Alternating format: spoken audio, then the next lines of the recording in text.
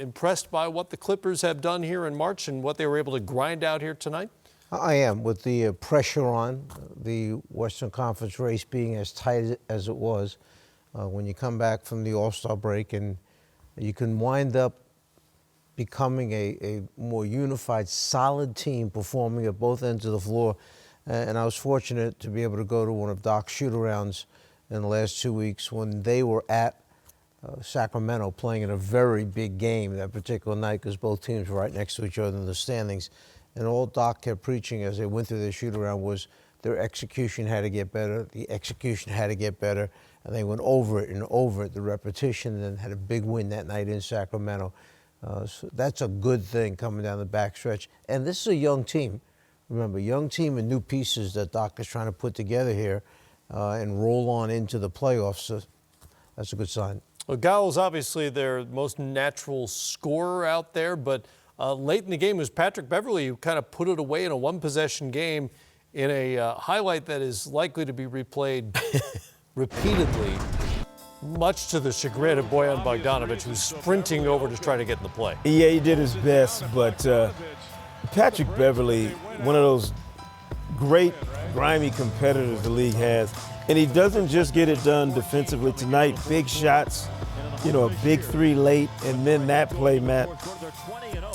As for all the new faces, all the young guys they're working with on that Clippers team, Doc does have two very unique guards to work with, veteran guards, and Pat Beverley and Lou Williams late. Lou makes the pass, you know, on one of those late shots that ends up being a real big-time play. You can't win at a high level in this league without some veteran stewardship. And they're getting it from two guys, to me, who fit beautifully together as a 1-2 punch starter and backup, and also as emotional barometers for that Clippers team late in the game. You got Beverly's kind of fire and Lou's ice that work really well together. Now, Lou Williams has been their closer for most of the season. Didn't have a great night shooting the ball tonight. But when it comes to the playoffs, they're going to need multiple scorers. Gallinari is a scorer, and he's going to be thrust into the role, whoever the matchup is, of having to produce nights like this if they're going to take somebody deep into a series. Think about Doc with Jamal Crawford first, Lou Williams, two guys who we think about when you think of six men, and they both come in and make big shots for you just when you need it. Doc's been fortunate enough to, or smart enough, okay, to go and get those guys and make them part of his respective teams. And Montrezl Harrell with another double-double, 20 and 12 off the bench. Again, if you didn't catch this earlier, he and Williams are about to become the highest scoring bench duo in NBA history, surpassing their own numbers.